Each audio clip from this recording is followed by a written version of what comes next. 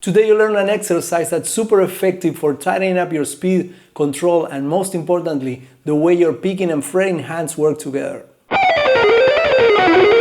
It's not overly complicated, and once it clicks, it's totally worth it. It's the kind of thrill that delivers real results. No weird stretches or overcomplicated shapes, just a focused, well-structured pattern that will push your control and timing. And yes, we're aiming for precision before we even think about speed.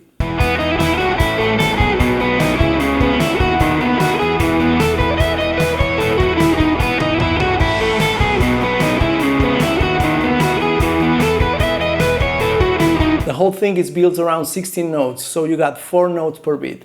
And we're going to run through 2 bars, broken into 8 groups of 4 notes. Each group flows into the next, so once you got the shape down, it just loops nicely. We start on the B string with these 4 notes: B, D sharp, E, and F sharp. That's our first group, all right there on the second string, nice and straightforward.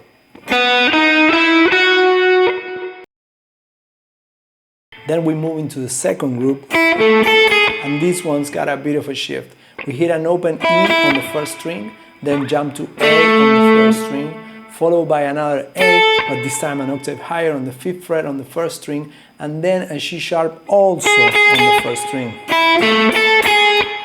Let's pause and play through those 2 groups slowly, just to get the feel for that jump and how the notes line up. So.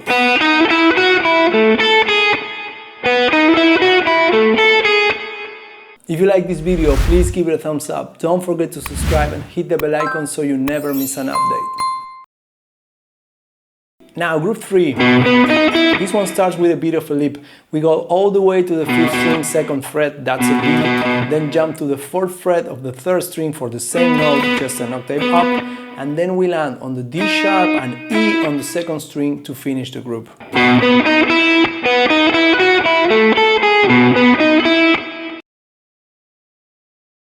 Group 4. You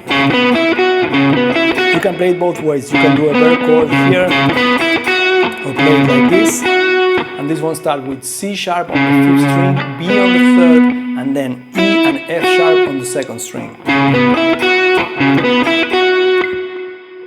That rounds out bar 1. So let's stop here and go through everything from the top, all 4 groups, and play them together slowly and in time.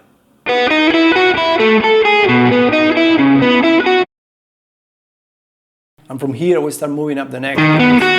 Group 5 starts with a B sharp on the 5th string, then E on the 4th, and then F sharp and C sharp on the 2nd string.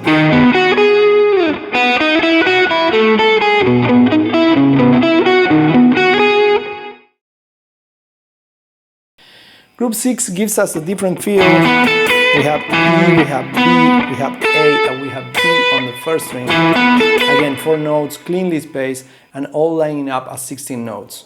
Let's play through everything we got so far.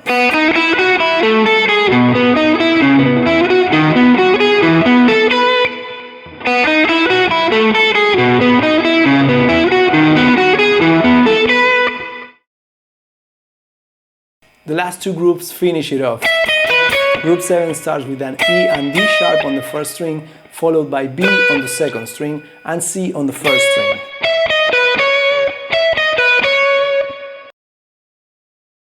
And group 8, the final one, gives us this cool wrap up. Let's complete the 2nd bar and the full cycle of the exercise. Let's play through the 2 full bar phrase slowly and really feel the rhythm and placement of every note.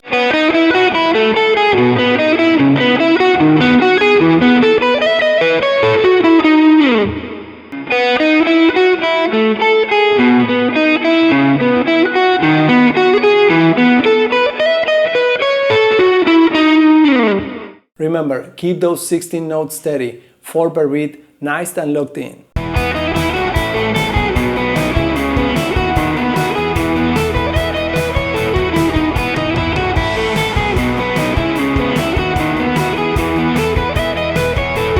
I really like this lick, so I probably make a song out of it. Now let's break down what's happening with the picking hand, because this isn't just a fretting exercise.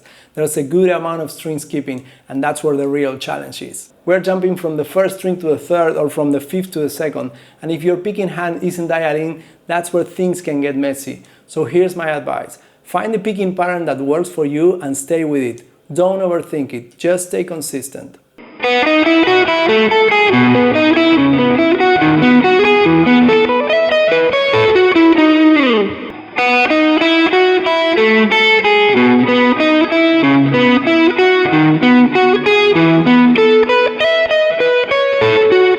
If a certain part feels awkward, isolate it, loop that tiny section, maybe just 2 or 3 notes, and get it clean before moving on.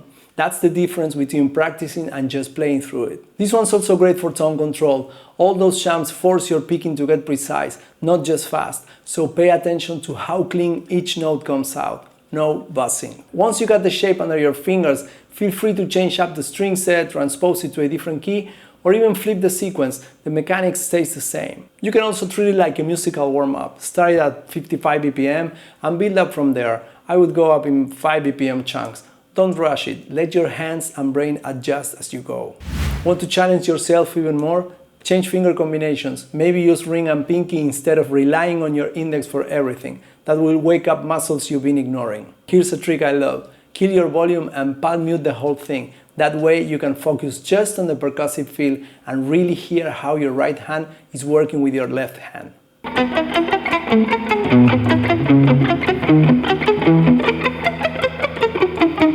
I just want to say this. Being able to play exercises like this cleanly, in time and with control is way more important than it might seem at first. It's not just about finger workouts or showing off speed. What you're really building is the foundation for total control over your playing. When your technique is solid, you decide how something sounds. You are not guessing, you are not hoping it comes out right. You are playing it exactly how you want, because your hands are doing what your brain tells them to do.